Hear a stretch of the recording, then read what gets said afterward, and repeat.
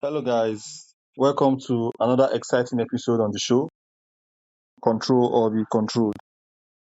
Today's guest is Neil Lyde. I hope I got your name correctly. Laird, you're close enough, yeah. All right. So, he's an executive producer, director, and novelist whose career has taken him to more than 17 countries in search of history's greatest stories. Neil, welcome to the show. Thanks for having me. All right. So, I would like you to add a little bit to that introduction. Sure. Yeah, so I'm a TV producer and director of documentaries, mostly ancient history, travel, archaeology. I've been doing that for about 30 years for National Geographic, BBC, Channel 4, that kind of stuff, PBS here in the States. I'm based in New York.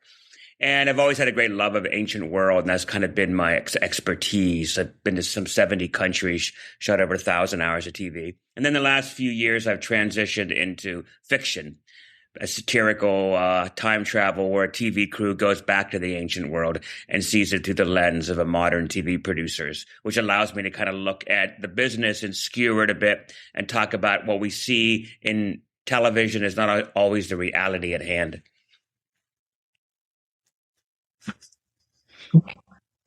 Okay. So, let's get into the questions here for you. Neil, you have spent nearly 3 decades filming in more than 70 countries. What is it really like making historical documentaries in some of the world's most challenging locations? I mean, it's a big question because, of course, some of those countries are very easy to get in and out of, and it's all about bureaucracy and money. Others are very difficult. I've never had any dangerous locations where I felt my life was threatened, but I've certainly been places where wars were going on elsewhere, or we had to be very, very cautious about what we said and what we did. Each country has its own challenges. Because I do a lot of the Middle East, Egypt, Syria, Jordan, Iran, those kind of places, I have to be cautious about what we say. We have a handler following us to make sure we ask the right questions. Luckily, the people who introduce us and take us around are lovely and for the most part because we're talking about history. We're not there to do anything political. We're there to talk about ancient Persepolis or Petra or ancient Egypt. And people just love to talk about the high points of their culture. So it's a great gift to be able to take these stories, take these characters, these people that I've met on the road, and then bring them back to a new audience back here in the States. All right, thank you so much, Neil. So, you have explored ancient tombs, lost civilization, and archaeological sites around the globe. Is there one discovery or location that left you absolutely speechless? It's a good question. I think one of the most dramatic ones for me, and it was early in my career and made me understand what archaeology is and what it isn't. My very first film was about the Great Sphinx in Egypt, and this was the late 90s, so I've been doing this for 30 odd years. And they had just discovered at the foot of the Great Pyramid and the Sphinx, the workers' quarters, an entire cemetery of the people they believe built the pyramid and the Sphinx 4,500 years ago. No one knew it was even there. It was actually on top of some stables, some horse stables where tourists would go and they would, rent a horse for an hour or two and then ride past the pyramids. But one day, shortly before we arrived, a tourist was coming back and the hoof of her horse's left foot fell through a hole in the ground. And that's why they discovered this huge necropolis of the ordinary everyday people who had built the Sphinx. And we were lucky because we were there to videotape the opening of one of these. And this was not like King Tut, where it was full of gold and riches.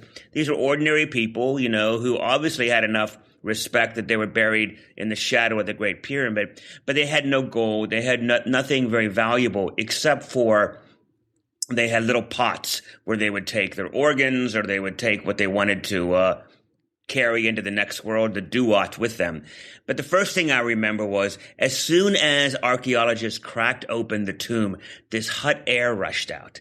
And it blew past me, and I realized this was hot air that's been sitting in there for 4,500 years, almost 5 millennia, just sitting in there. And then in a second, it came rushing out, and everything cooled down. The last people to have breathed that air were probably the high priests or the family of the people who buried this person. But the other thing that's so dramatic about it was we started videotaping the very modest relics that were in there. Again, clay pots and jars, and they were perfectly preserved. And we had to get pulled back for 10 minutes because the archaeologists needed to take some photos. When we came back to videotape, not more than a few minutes later, just about all those pots had cracked into pieces. As soon as the modern air entered this little bubble that had preserved for 4,500 years, it was already doing damage. The cracks had already appeared, and they largely were already returning to dust. And it made me realize not how fragile time is, but also how we have to be careful as archaeologists and investigators and explorers, because archaeology and exploration can also mean destruction. As soon as you bring something back into the world, into our environment, into our atmosphere, it starts to decay. The reason things last so long is because they're buried in sand or they're buried underground or whatever. We bring them into the world to look at them in museums, and we have to make sure we know how to preserve them. Otherwise, they may be gone in the blink of an eye.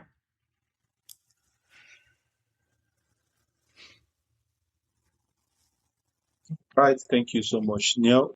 So, international travel has changed dramatically since your first backpacking trip. What are the biggest differences you have noticed, for better or worse? It's a good question. It's a subjective answer because better and worse can often be, the same thing. When I started traveling, even before I started making films, which was 96, 97, I'd already backpacked through the Middle East and places. And back then, of course, you have to remember this was long before the internet. This was long before cell phones.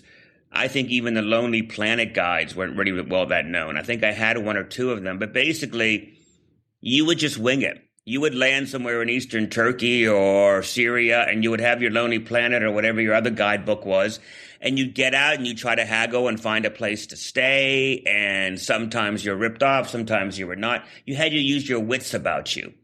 And while it made it much more difficult than it is today, where you can pre-book now anywhere in the world, you can Airbnb and wherever, in the smallest village in Africa.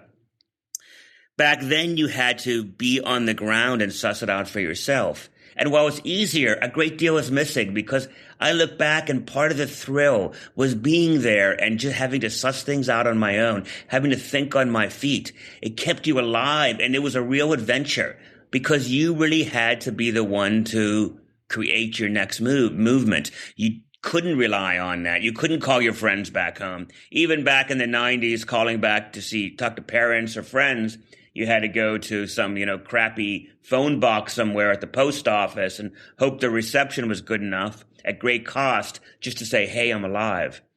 So I look back and I'm really glad that I saw that world.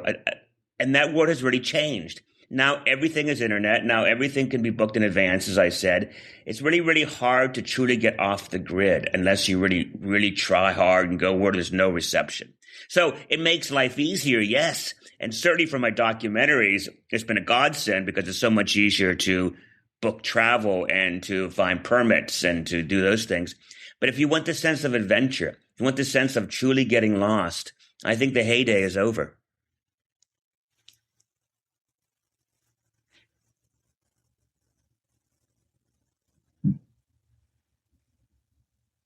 All right, thank you so much, Neil, for that wonderful answer.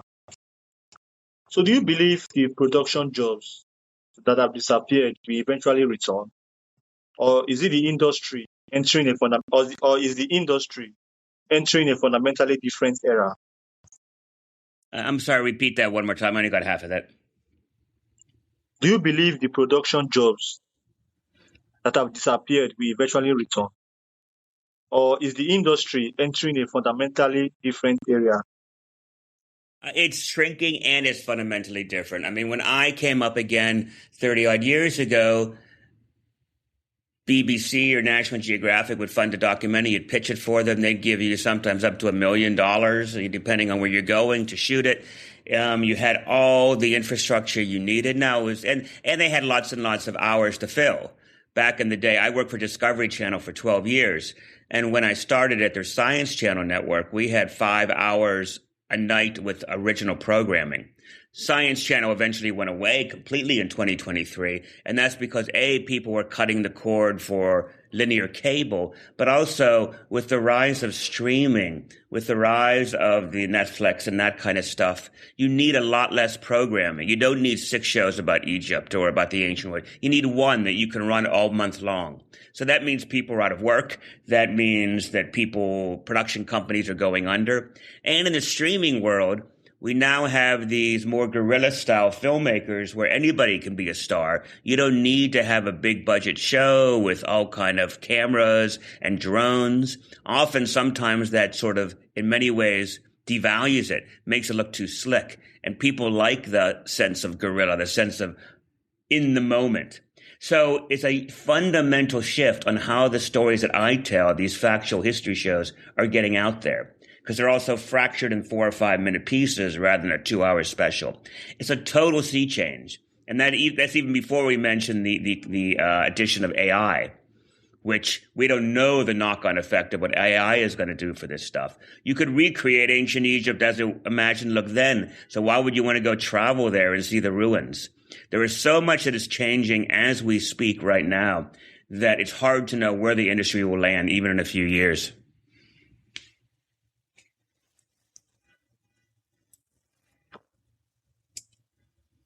All right, thank you so much, Neil. So, moving on, after years of telling true stories on television, what inspired you to start writing fiction with the Primetime Traveler series? A couple things. I'm just about to release my third book in a series, Primetime Troy. And the stories are simply that a TV crew travels through the ancient past, ostensibly to win an Emmy, but really to kind of go back and just see the world as it was then through a portal that is introduced in the first book. And I never was even attracted to fantasy or attracted to time travel. When I was young, I was always a documentary filmmaker. It's all about the footnotes. But over the years, two things started gnawing at me that made me want to tell stories in a different way.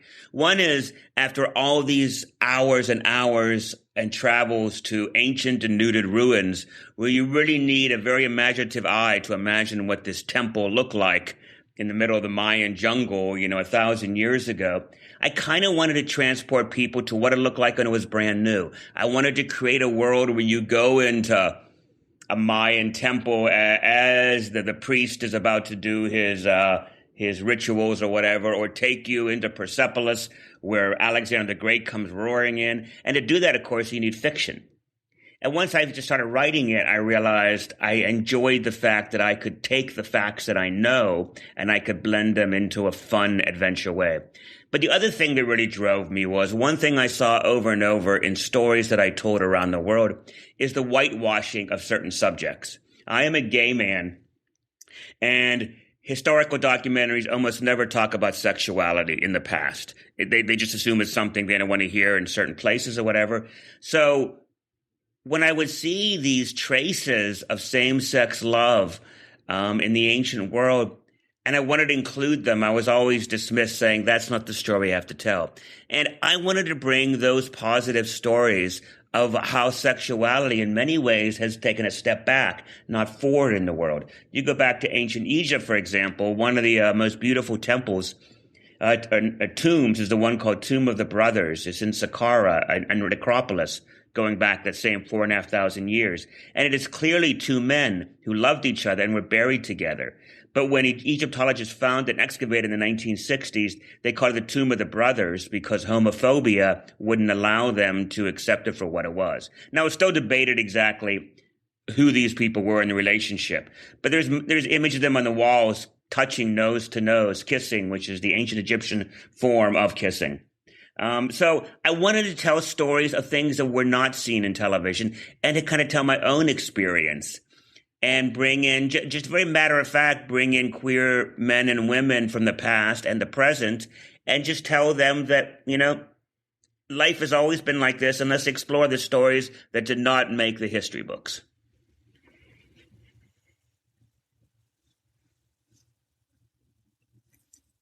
All right, Neil. So, looking back on your remarkable career, What has storytelling, whether through television or novels, taught you about history and human nature?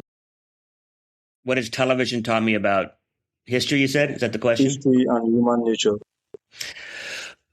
Again, a big question. Well, I think it's interesting in that people love to tell the stories of, there's certain stories that are just evergreen.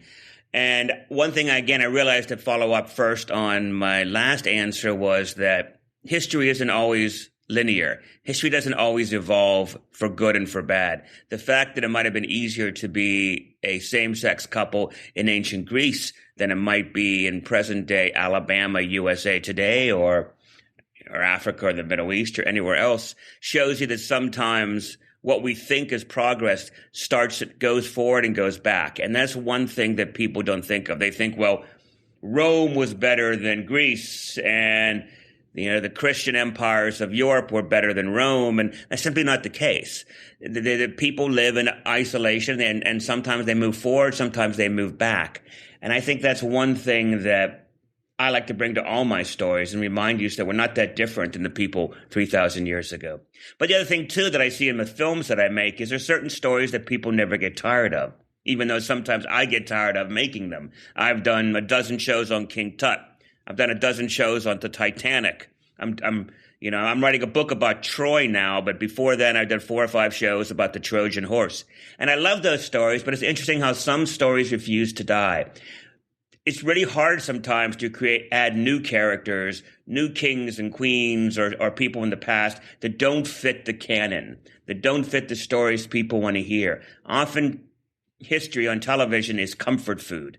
They want to be told the same story, perhaps in a slightly different way, but they don't want to be taken too far afield from what they already know. And while that's wonderful that people love that history, it's also very limiting in us as creative people who want to find new stories to tell, and the powers that be won't let us.